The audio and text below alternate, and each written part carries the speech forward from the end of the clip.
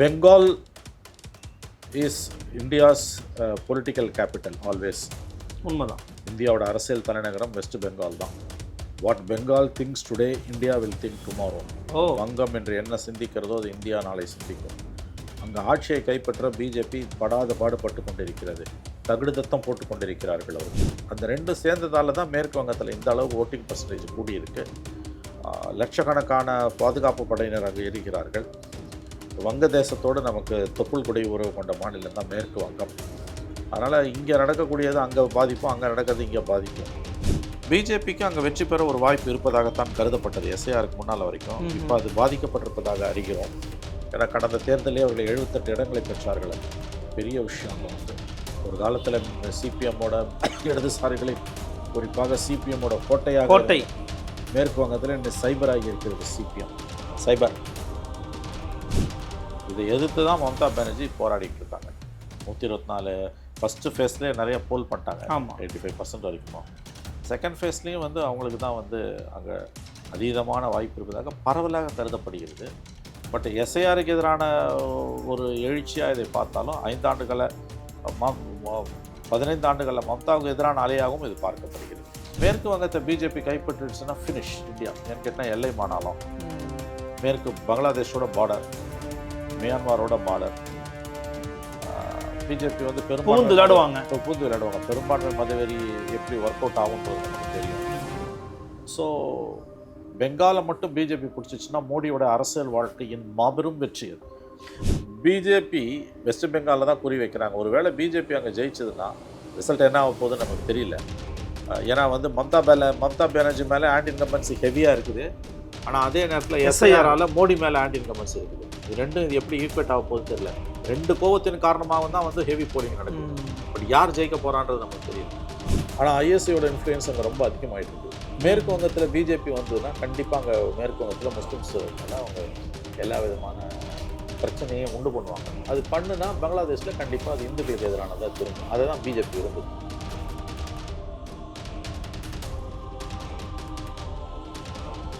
நிம்மதி property management. Contact 7667008999. நலம் தரும் நல்லார் சித்த மருத்துவமனை.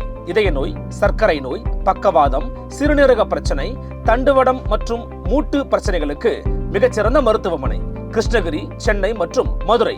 தொடர்புக்கு 8807666117 மற்றும் 8807666118. ஃபோர்த் ஸ்டேட் தமிழ் நேயர்களுக்கு வணக்கம். நம்மோடு இன்று மீண்டும் இணைகிறார் பத்திரிகையாளர் மணி அவர்கள். வணக்கம் சார்.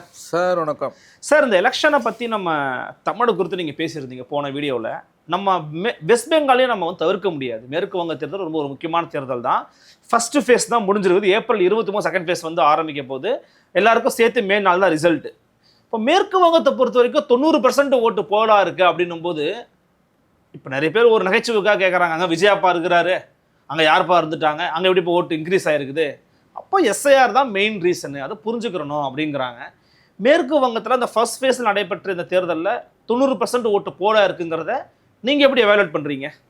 ரொம்ப முக்கியமான ஒரு டெவலப்மெண்ட். இன்ஃபேக்ட் இந்த 5 மாநில தேர்தல்களில் இந்தியா முக்கியமாக கவனிக்க வேண்டியது மேற்கு வங்கத்தில் என்ன நடக்குதுன்றது தான். தமிழ்நாட்டில் என்ன நடக்குதுன்றது முக்கியமே கிடையாது.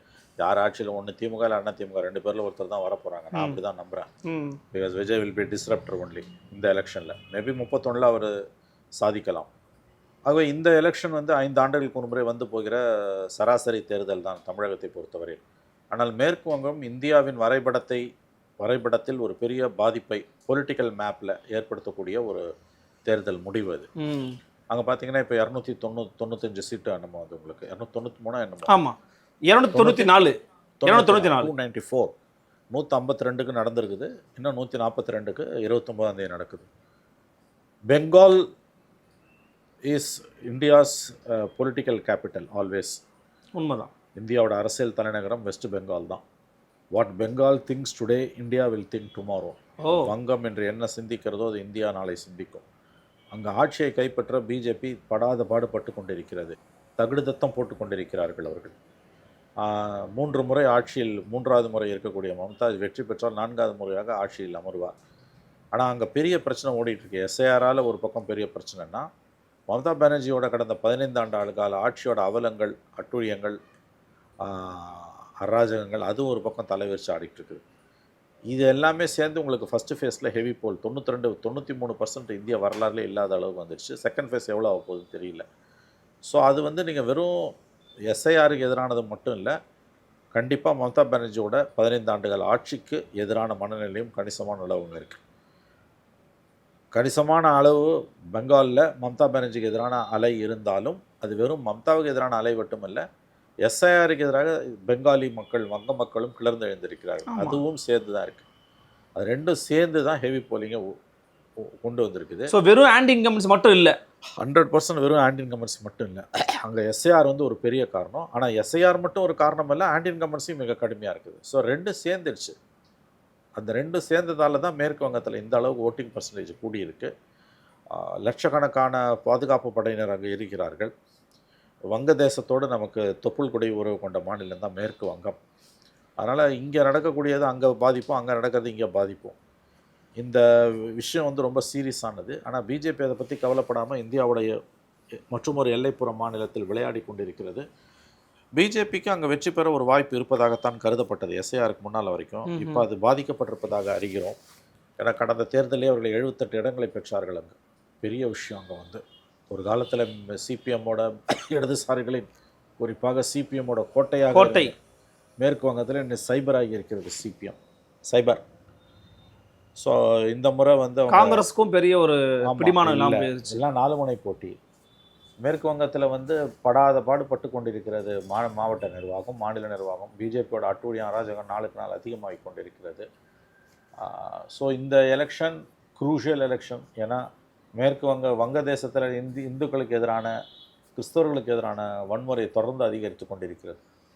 ஸோ வங்கதேசத்தில் நடக்கக்கூடியது மேற்கு வங்கத்தை பாதிக்கும், மேற்கு வங்கத்தில் நடக்கக்கூடியது வங்கதேசத்தில் எதிரொலிக்கும். மோடி கவர்மெண்ட் இங்கே வந்து ஒரு ஹிந்துத்துவ அரசை நிறுவ விரும்புவது என்பது வங்கதேசத்தில் இந்துக்களுக்கு எதிரான வன்முறையை மேலும் மேலும் அதிகரிக்கத்தான் செய்யும். ஓகே. ஆனால் அரசியல்வாதிகள் திருந்த போவது கிடையாது. இந்த எலெக்ஷனில் எப்படியாவது மம்தா பானர்ஜியை பதவி விட்டு இறக்கணும்னு கங்கணம் கட்டிகிட்டு இருக்காங்க மோடியும் அமித்ஷாவும். எல்லா அட்டூழியங்களும் அங்கே நடந்துகிட்டு இருக்குது. எலெக்ஷன் கமிஷன் ஒரு பக்கம் உச்சாணி கும்பலை போய் ஆடிக்கிட்டு கிடக்கிறான். 29ஆம் தேதி தேர்தலுக்கு முன்னால் 27ஆம் தேதி வந்து காலையில் 6 மணிலேருந்து 29ஆம் தேதி சாயங்காலம் 6 மணி வரைக்கும் 2 வீலரே மேற்கு வங்கத்தில் அந்த தொகுதிகளில் ஓட்டக்கூடாதுன்னு போட்டு எவ்வளோ பெரிய பாதிப்பு அது. ஃபுட் டெலிவரி பண்ணுற பசங்கள்லாம் இருக்காங்க, வேலைக்கு போகிறவங்க இருக்காங்க. அங்கே வந்து பப்ளிக் டிரான்ஸ்போர்ட்லாம் அவ்வளோ கிடையாது. அதனால் 2 வீலர் தான் மெயின். நல்ல வேளையாக கல்கத்தா உயர்நீதிமன்றம் அதற்கு தடை விதித்திருக்கிறது. ஒரு தனி நீதிபதி நாக்கை பிடிக்கிற மாதிரி எலெக்ஷன் கமிஷனை கேட்டிருக்காரு. ஸோ வரலாறு காணாத பாதுகாப்பு ஏற்பாடுகள்ன்ற பெயரில் வந்து நிலைமையை வந்து கழுத்தை நெருத்தி கொண்டிருக்கிறது தேர்தல் ஆணையம் மோடி அரசாங்கத்தின் பின்புலத்தோடு. இதை எதிர்த்து தான் மம்தா பானர்ஜி போராடிட்டு இருக்காங்க. 124 ஃபஸ்ட்டு ஃபேஸ்லேயே நிறைய போல் பண்ணிட்டாங்க, 85% வரைக்குமா. செகண்ட் ஃபேஸ்லேயும் வந்து அவங்களுக்கு தான் வந்து அங்கே அதீதமான வாய்ப்பு இருப்பதாக பரவலாக கருதப்படுகிறது. பட் எஸ்ஐஆருக்கு எதிரான ஒரு எழுச்சியாக இதை பார்த்தாலும் 5 ஆண்டுகளை 15 ஆண்டுகளில் மம்தாவுக்கு எதிரான அலையாகவும் இது பார்க்கப்படுகிறது. ஸோ எக்ஸிட் போல்ஸ் வரும்போது நமக்கு மேற்கு வங்கமும் வந்து ஒரு முக்கியமான விஷயமா இருக்கும். ஃபஸ்ட்டு ஃபேஸில் பெரிய அளவில் வன்முறை இல்லை, செகண்ட் ஃபேஸ் எப்படி ஆகும்னு தெரியல. ஸோ கம்பேரிட்டிவ்லி தமிழ்நாடு பார்க்கும்போது அது கொஞ்சம் பெரிய வன்முறை தான் சார் தெரியுது. வேட்பாளர் என்னங்க முட்டாள்தனமாக பேசுகிறீங்க? கம்பேரிட்டிவ்ன்றதே தப்பான வார்த்தைங்க. அங்கே பாம் அட்டாக், துப்பாக்கி சூடு, கல்லை விட்டு எறியறது ஒன்றுமே இல்லைங்க. துப்பாக்கி சூடு, பாம் அட்டாக், வெடிகுண்டு வீசுதல், தண்டவாளங்கள் பெயர்க்கப்படுதல், ஒன்று கூட கிடையாது. தீ வைத்து கொளுத்துதல். தமிழ்நாடு வந்து அமைதி பூங்கா. உண்மையிலேயே யார் ஆட்சியில் இருந்தாலும், அம்மா ஆட்சியில் இருந்தாலும், ஐயா ஆட்சியில் இருந்தாலும், தமிழ்நாடு என்பது அமைதி பூங்கா. தமிழ்நாடு நீங்கள் வந்து பெங்காலோடலாம் தமிழ்நாடு ஒப்பிடவே முடியாது. வன்முறை கூடாரம்னா அது வந்து பெங்கால் தான். இந்தியாவிலே பொலிட்டிக்கல் வயலன்ஸ் அதிகமாக நடக்கக்கூடிய மாநிலங்களில் அதுவும் ஒன்று. அங்கே இந்த முறை வந்து எப்படியாவது மம்தாவை கவுத்துட்டு வரணும்னு பிஜேபி கங்கணம் கட்டிக்கிட்டு இருக்குது. ஆன்டி இன்கம்பன்சி மிக கடுமையாக இருக்குது. பட் எஸ்ஐஆர் வந்தது அவங்களுக்கு ஒரு பேலன்ஸ் பண்ணுறதை கொடுத்துருக்குது. எஸ்ஐஆர் இவ்வளோ போலிங்க்கு காரணம் வாக்கு இருக்கவங்கெல்லாம் வாக்கு சீட்டில் போய் வாக்கு போடலான்னு நமக்கு பாதிப்பு வந்துடும்ன்ற ஒரு பயமும், அதை விட முக்கியமாக தங்களுடைய உறவினர்கள் நண்பர்கள் பேரை வந்து பிறந்ததுலேருந்து பெங்காலில் இருக்கவங்கள வந்து அந்நியர்கள்னு சொல்லி வாக்காளர் பட்டியலேருந்து நீக்கினதெல்லாம் கொலைவெறியை உண்டாக்கியிருக்குது. ஸோ எப்படியும் அங்கே வந்து இப்போ மீண்டும் டிடிக்கு தான் வாய்ப்பு இருக்கா சார்? இல்லை, ஆமாம் மீண்டும் தீதிக்கு தான், மம்தா பானர்ஜிக்கு தான் வாய்ப்பு இருப்பதாக கருதப்படுகிறது. பட்டு இதுவாக சொல்ல முடியாது நம்ம. ஏன்னா இந்த ஹெவி போலிங் வந்து நீங்க அதையும் சொல்றீங்க, ஹெவி போலிங்ங்கிறது ரெஜிம்க்கு எதிராகத்தான் எப்போதும் இருக்கும். எஸ் ஆன்டி இன்கம்பன்சின்றது வந்து ஜென்ரலி ரெஜிம் சேஞ்ச் தான். அங்கே கூடுதலாக வந்திருக்க ஒரு விஷயம் என்னன்னா வந்து மமதாக்கு எதிராக ஆன்டி இன்கம்பன்சி இருக்க மாதிரி எஸ்ஐஆருக்கு எதிராக மக்கள் கிளர்ந்து எழுந்திருக்காங்க. 1 கோடி பேர் வந்து இன்னைக்கு வாக்காளர் பட்டியலிருந்து நீக்கப்பட்டிருக்காங்க. ஆட்சிக்கு வந்தால் இம்மிடியேட்டாக என்ஆர்சி இம்ப்ளிமெண்ட் பண்ணுவாங்க. அதில் மக்கள் வயிற்றுல புளிய கறக்குது. ஆகவே பிஜேபி தோற்கடிக்கப்பட வேண்டும் என்பதற்காகவும் மக்கள் வந்து வாக்களிக்கிறாங்க. அந்த அளவுக்கு வெறியா இதை தமிழ்நாடு எப்படி கணிக்க முடியலையோ மேற்கு வங்கத்தையும் நம்மால் கணிக்க முடியல அதுதான் சொல்ல முடியும். மேற்கு வங்கத்தை கூட கணிச்சிடலாம், தமிழ்நாட்டை கணிக்கிறது கஷ்டம். மேற்கு வங்கத்தில் அந்த அளவுக்கு இப்போ கிட்டத்தட்ட போலரைஸ் ஆகிடுச்சு, இதாகிடுச்சு உங்களுக்கு வந்து. ஸோ பிஜேபி வந்து அது ஒரு ஹெல் பென்டப் ஆன் எப்படியாவது பெங்காலை கைப்பற்றணும்னு நினச்சிட்டு இருக்காங்க. கடந்த ஆண்டு நவம்பர் 13-14 தேதிகளில் பீகார் தேர்தல் முடிவுகள் மாபெரும் வெற்றி அடைஞ்ச பிறகு மோடி பிஜேபி ஹெட் குவார்ட்டர்ஸில் பேசும்போது சொன்னது தான் அன்றைக்கி நைட் 7 மணிக்கு நாங்கள் வந்து பீகாரை வெற்றி பெற்று விட்டோம் அப்படின்னு சொல்லிட்டு அன்னை கங்கை பாட்னா வழியாகத்தான் கொல்கத்தாவுக்கு போகிறாள் அப்படின்னாங்க. நாங்கள் வந்து மம்தா இது வந்து பார்லிமெண்ட் எலெக்ஷனில் மம்தா பானர்ஜி, அசம்பிளி எலெக்ஷனில் மம்தா வீட்டுக்கு அனுப்புனார். அதான் இன்றைக்கி பண்ணிகிட்ருக்காங்க. பெரிய அளவில் வந்து அராஜகம் தலைவிரிச்சு ஆடுது. 2 பக்கமும் பொலிட்டிக்கல் வைலன்ஸ் ஜாஸ்தி யூஸ்வலாக. இந்த முறை கம்பேரிட்டிவ்லி குறைவுன்னு தான் சொல்கிறாங்க. ஃபஸ்ட்டு ஃபேஸ் முடிஞ்சிருக்கு, செகண்ட் ஃபேஸ்லையும் ஹெவி போலிங் இருக்குன்றாங்க. ஸோ இது ப்ரெஸ்டீஜ் இஷ்யூ 2 பேருக்குமே. மேற்கு வங்கத்தை பிஜேபி கைப்பற்றிடுச்சுன்னா ஃபினிஷ் இந்தியா. ஏன்னு கேட்டால் எல்லை மாநிலம், மேற்கு பங்களாதேஷோட பார்டர், மியான்மரோட பார்டர். பிஜேபி வந்து பூந்து விளையாடுவாங்க. பெரும்பான்மை மதவெறி எப்படி ஒர்க் அவுட் ஆகுன்றது நமக்கு தெரியும். ஸோ பெங்காலை மட்டும் பிஜேபி பிடிச்சிச்சுன்னா மோடியோட அரசியல் வாழ்க்கையின் மாபெரும் வெற்றி அது. மோடி 3.0வே மோடியை உச்சி மோந்து கொண்டாடும். மோடி 3.0வே வந்து ஒரு பெருவாரியான வெற்றியாக இல்லாத போது, முக்கியமான மாநில தேர்தல்கள் தமிழ்நாடு, கேரளா, மேற்கு வங்காளம் போன்ற மாநில தேர்தல் வருகிற போது, இந்த தேர்தலில் பாஜகவுடைய தோல்வி அப்படிங்கிறது இந்தியாவுக்கு கொடுக்கக்கூடிய செய்தி என்னவா இருக்கும்? ஒரு ஆள் தோத்தாங்கன்னா என்னவா இருக்கும் நீங்க நினைக்கிறீங்க? இல்லை, தோத்தாங்கன்னா கண்டிப்பாக அது ஒரு செட்பேக். பட் பெரிய செட்பேக்காக இருக்காது. ஏன்னா அவங்க ஆட்சியை வந்து அங்கே கைப்பற்றலை. அஸ்ஸாமில் தோத்தா ட்ராபேக். அதனால தான் இந்த எலெக்ஷனில் அஸ்ஸாம் அண்ட் வெஸ்ட் பெங்கால் எல்லாம் ஒரே நாளில். ஆமாம், இப்போதான் 10 நாள் தான் ரிசல்ட் வரப்போகுது. இல்லை முடிஞ்சது வந்து இப்போ ஃபர்ஸ்ட் ஃபேஸில் அவங்க முடிஞ்சுட்டாங்க. ஆமாம், பெங்கால் வந்து 9ஆம் தேதி அஸ்ஸாம், 23-29 பெங்கால். இந்த எலெக்ஷனில் வெஸ்ட் பெங்கால் தோத்தா கூட பரவாயில்ல, ஏன்னா ஆட்சியை கையை விட்டு போகல. ஆனால் அஸ்ஸாமை இழக்கக்கூடாதுன்றது தான் ஆர்எஸ்எஸோட மெயின் எய்மாக இருக்குது. இந்த எலெக்ஷனில் ஆர்எஸ்எஸோட எய்ம் கம்ப்ளீட்டாக அஸ்ஸாம் மேலேயும், பிஜேபியோட எய்ம் பெங்கால்லையும் இருக்குது. Nobody is in Tamil Nadu, Kerala. Tamil Nadu ரேடார்லேயே கிடையாது. தமிழ்நாடு பிஜேபியோட ரேடார்லேயே கிடையாது. நீங்கள் என்ன வேணால் பண்ணிக்கோங்க. இவ்வளோ தூரம்லாம் மணி ஃப்ளோவெல்லாம் அலோவ் பண்ணுவாங்களா? ஒரு டிஜிபி எப்போ மாற்றுறான்? 5 நாள் 20 நாள் பொறுத்து மாற்றுறாங்க. சீஃப் செக்ரட்டரி எப்போ மாற்றுறான்? 20 நாள் பொறுத்து மாற்றுறான். அங்கெல்லாம் வந்து நோட்டிஃபிகேஷன் வந்த அன்றைக்கே chief secretary, home secretary, DGP, ADGP, commissioner, 12 IG, DIG எல்லாரையும் மாற்றுறான். 600 ஆஃபீஸரை மாற்றிருக்கான். சாதாரண எஸ்ஐலேருந்து மாற்றிருக்கான். நீங்கள் ஒன்று விஷயம் நான் கேட்கணும்னு நினச்சேன். இந்த ஹெவி போலிங்க்கு வந்து மணி ஸ்பெண்ட் பண்ணுறது ஒரு காரணம் இல்லையா? வாக்குக்கு பணம் கொடுப்பது என்பது ஒரு காரணம் இல்லை பொதுவாக. அது ஒரு பெரிய காரணமே இல்லை. இப்போ சென்னையில் சில தொகுதிகள் எனக்கு தெரியும். ஒரு கேண்டிடேட் வந்து 3000-5000 ரூபாய் கொடுத்தாரு. ஆனால் அவர் எதிர்பார்த்த அளவுக்கு போய் கூத்தல அவனுங்க தண்ணி வச்சு தூங்குறான். டபுள் த ரேட்டு வாங்கிட்டு தட்டி எழுப்பி போய் ஓட்டை போட்டுறானுங்க. ஒருத்தனை குளிப்பாட்டிட்டு போய் ஓட்டு போட வச்சுருக்காங்க. அவன் போய் எந்த பத்தனை அமுத்தினான்னு தெரில, எதையோ போட்டு அமுத்திட்டு வந்துட்டான். அவன் அவ்வளோ போதையில் இருக்கான். காசு வாங்கினவனுங்க எல்லாரும். ஹெவி போலிங்னு வந்து அதுவும் ஒரு காரணமே இல்லையா? சரி, காசு வந்து ஒரு காரணம். வெற்றி தோல்விக்கான காரணமாக காசு அமைதான்னா அது அமையல. ஹெவி போலிங்கு காசெல்லாம் காரணம் கிடையாது. ப்ளீஸ் அப்படிலாம் நீங்கள் இட போடாதீங்க மக்களை வந்து. இன்னொன்று, இந்த காசுன்றது வந்து ரொம்ப காம்ப்ளிகேட்டட் சப்ஜெக்ட். இந்த தடவை வந்து மணி ஃப்ளோ எப்படி ஆயிருக்குன்னா 2 பேருமே கொடுத்துருக்காங்க. தமிழ்நாடு 2 பேரும் கொடுத்துருக்காங்க. 2 பேர் கொடுத்தது எலெக்ஷன் கமிஷன் கண்டுக்கவே இல்லை. லெவல் பிளேயிங் ஃபீல்டு என்ஷூர் பண்ணிட்டான். நீங்கள் குத்துக்கொண்டான். ஓப்பனாக நடு ரோட்டில் என்ன கொடுத்தானுங்க. 2 பேரும் கொடுத்தாங்க, ஓப்பனாக கொடுத்தாங்க. அதில் எந்த விதமான கடந்த காலங்களில் வந்து ஒரு தரப்பு கம்ப்ளைண்ட் பண்ணுவோம், இந்த தடவை அதெல்லாம் இல்லை சார். பட் மயிலாப்பூர்ல இடத்துல பிடிச்சாங்க சார். காரைக்குடில காச்சிதம்பரம் வீட்டில் பிடிச்சாங்க சார். நீங்கள் வேறு பிடிச்சது வந்து பீனட்ஸுங்க. அது வந்து பிடிச்சது ஒரு வீட்டில்னா 1000 வீட்டில் அது புழங்கி இருக்குது. போயிட்டான். அதெல்லாம் ரொம்ப அழகாக கொடுத்து முடிச்சிட்டானுங்க எல்லாத்தையும். அதை இதில் என்னென்னா 2 பேருக்குள்ளே ஒரு அக்ரிமெண்ட். முன்னால் முடிஞ்சால் நீ கொடுத்துக்க, என்னால் முடிஞ்சா நான் கொடுத்துக்கிறேன். நான் உன்னை தடுக்க மாட்டேன், நீ என்ன தடுக்காத. ஜனங்க 2 பேர்ட்டையும் வாங்குது. ஸோ எனவே பெங்காலில் ப்ராப்ளம் மணி ஃப்ளோ கிடையாது, வைலன்ஸ். அதான் கேட்குறேன். அங்கே வைலன்ஸ் தான். அது போலீஸ் இந்த தடவை வந்து அதீதமாக வந்து டெப்ளாய் பண்ணியிருக்காங்க. இன்ச்சு பை இன்ச்சு போலீஸை போட்டிருக்காங்க. எலெக்ஷன் கமிஷன் ஃபுல் கண்ட்ரோல் எடுத்துச்சு. ஆணவத்தின் உச்சாணை கொம்பில் எலெக்ஷன் கமிஷன் ஆடிக்கிட்டு இருக்கு. பைக் பேனெல்லாம் வந்து மிகப்பெரிய பாதிப்பு. நல்ல வேளையாக ஹைகோர்ட் ஸ்டே பண்ணியிருக்கான் அதை வந்து. ஸோ பிஜேபி வெஸ்ட் பெங்காலில் தான் குறி வைக்கிறாங்க. ஒருவேளை பிஜேபி அங்கே ஜெயிச்சதுன்னா ரிசல்ட் என்ன ஆக போகுதுன்னு நமக்கு தெரியல. ஏன்னா வந்து மம்தா பானர்ஜி மேலே ஆன்டி இன்கம்பன்சி ஹெவியாக இருக்குது. ஆனால் அதே நேரத்தில் எஸ்ஐஆரால் மோடி மேலே ஆன்டி இன்கம்பன்சி இருக்குது. இது எப்படி ஈக்குவேட் ஆக போகுதுன்னு தெரியல. ரெண்டு கோவத்தின் காரணமாக தான் வந்து ஹெவி போலிங் நடக்குது. பட் யார் ஜெயிக்க போகிறான்றது நமக்கு தெரியல. மேற்கு வங்கத்தில் ஒருவேளை பிஜேபி ஜெயிச்சதுன்னா இந்தியாவுக்கு வந்து மிகப்பெரிய ஆபத்து, கெட்ட காலம் தான் அது வந்து.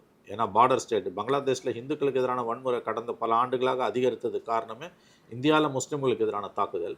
இதில் மேற்கு வங்கத்திற்கும் பங்களாதேஷுக்கும் தொப்புள் கொடி உறவு உண்டு. உண்மை.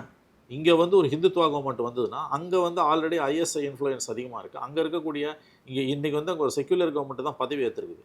இங்கே வந்து பிஜேபி மாதிரி ஒரு ஃபோர்ஸ் வெஸ்ட் பெங்காலில் பவருக்கு வந்ததுன்னா நிச்சயமாக மேற்கு வங்கத்தில் இது பெங்காலில் வந்து பங்களாதேஷில் வந்து அது மத பழமைவாதிகள் அவங்க கை ஓங்கிறதுக்கு உதவும். அப்படி அது கை ஓங்குச்சுன்னா அது இந்தியாவுக்கு பேராபத்து.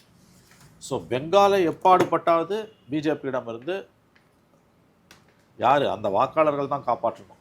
பட் இவங்க இப்போ காங்கிரஸ் அந்த பிளாக் வந்து ஒரு பெரிய ஒர்க் பண்ற மாதிரி தெரியல. சைபருங்க அங்கே காங்கிரஸும் சைபர், லெஃப்ட் அதோட பெரிய சைபர். யோசிச்சு பாரு, 34 வருஷம் ஆண்ட கட்சி சைபராக கிடைக்குது.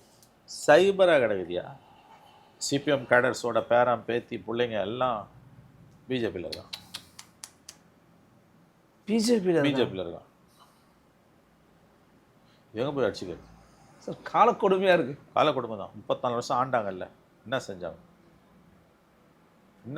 ஏன் இன்னமும் வேலை தேடி வெளிநாட்டுக்கு போகிறான், தமிழ்நாட்டுக்கு வரான், குஜராத்துக்கு போகிறான், தெலுங்கானாவுக்கு போகிறான், எதுக்கு போகிறான்? அதனால் அந்த 30 நிர்வாக முறை சரி, நிர்வாக சீர்திருத்தங்கள் பண்ணாங்க, லேண்ட் ரிஃபார்ம்ஸ். அதை தவிர வேறு லேபர் இன்டென்சிவாக எதுவுமே பண்ணலை. அதோட விளைவு இன்றைக்கி வந்து மாநிலம் வந்து மிகப்பெரிய அளவில் பின்தங்கி இருக்குது. மேற்கு வங்கத்தை மட்டும் மேலே முன் வந்துருச்சா? ஓரளவு வந்தது. தீதியால ஓரளவு வந்தது. பெரிய அளவில் எடுத்துகிட்டு போக முடியல. அங்கே மென்டாலிட்டியே வேறு. அந்த காலத்தில் சொல்லுவாங்க பெங்காலில் வேலைக்கு வந்தால் சம்பளம், வேலை செஞ்சால் ஓட்டிடுவோம். வேலைக்கு வந்தால் சம்பளம், வந்துட்டாருனாலே சம்பளம், வேலை செஞ்சாருன்னா அது ஓட்டிடணும். வேலை செஞ்சால் over time. Extreme labour union ஆக்டிவிட்டீஸால தான் அது வளராமலே போச்சு. உங்களுக்கு வந்து ஒரு இண்டஸ்ட்ரி கிடையாது, ஒன்றும் கிடையாது. எதுக்கு வெளிநாட்டுக்கு ஓடுறான்? உங்களுக்கு வந்து வெளி மாநிலத்துக்கு ஓடுறான். பிஜேபி வந்ததுன்னா இன்வெஸ்ட்மெண்ட் எல்லாம் வரும். ஆனால் கம்யூனலிசம் கார்பரேட்டாகவும் கொண்டு போவான். But at the same time ஹிந்துத்துவாவும் கொண்டு போவான். ஹிந்துத்துவா பெரிய அளவில் வந்துடும். இல்லை முஸ்லீம்ஸ், அது இந்தியாவில் முஸ்லீம் பாப்புலேஷன் அதிகம் உள்ள ஒரு மாநிலம், நம்பர் 1 மாநிலம் மேற்கு வங்காளம். ஆமாம். அங்கே நீங்கள் வந்து இந்து முஸ்லீம்ஸ்க்கு எதிரான தாக்குதல் நடக்கிறது தான் பங்களாதேஷில் இந்துக்களுக்கு எதிரான தாக்குதலுக்கான கால்கோள் விழாவாக. இப்போ இன்றைக்கி வந்து பங்களாதேஷில் ஓரளவு வந்து நமக்கு நம்பிக்கை தரக்கூடிய விதத்தில் ஒரு எலெக்டட் கவர்மெண்ட் இருக்குது, இந்தியாவுக்கு நட்பு ரீதியிலான அரசு. ஆனால் ஐஎஸ்ஐயோட இன்ஃப்ளூயன்ஸ் அங்கே ரொம்ப அதிகமாகிட்டு இருக்குது. மேற்கு வங்கத்தில் பிஜேபி வந்ததுன்னா கண்டிப்பாக அங்கே மேற்கு வங்கத்தில் முஸ்லீம்ஸ் மேலே அவங்க எல்லா விதமான பிரச்சனையும் உண்டு பண்ணுவாங்க. அது பண்ணுனா பங்களாதேஷில் கண்டிப்பாக அது இந்துக்களுக்கு எதிரானதாக திரும்பும். அதை தான் பிஜேபி விரும்புது. பேக்லாஷ். மேற்கு வங்கத்தில் எப்பாடுபட்டாது பிஜேபி தோற்கடிக்கப்பட வேண்டும். தமிழ்நாடு எலெக்ஷனை விட குரூஷியல் எனக்கு தெரிஞ்சு இந்தியா கவலைப்பட வேண்டிய விஷயம் மேற்கு வங்க தேர்தல்கள். அது என்ன மக்கள் என்ன பண்ண போகிறாங்கன்னு தெரியல நமக்கு. May 4 தெரிஞ்சிடும் சார். பொறுத்திருந்து பார்க்கலாம். உங்களுடைய கருத்துக்களுக்கும் நேரத்துக்கும் மிக்க நன்றி. இன்னும் சந்திக்கலாம். வணக்கம்.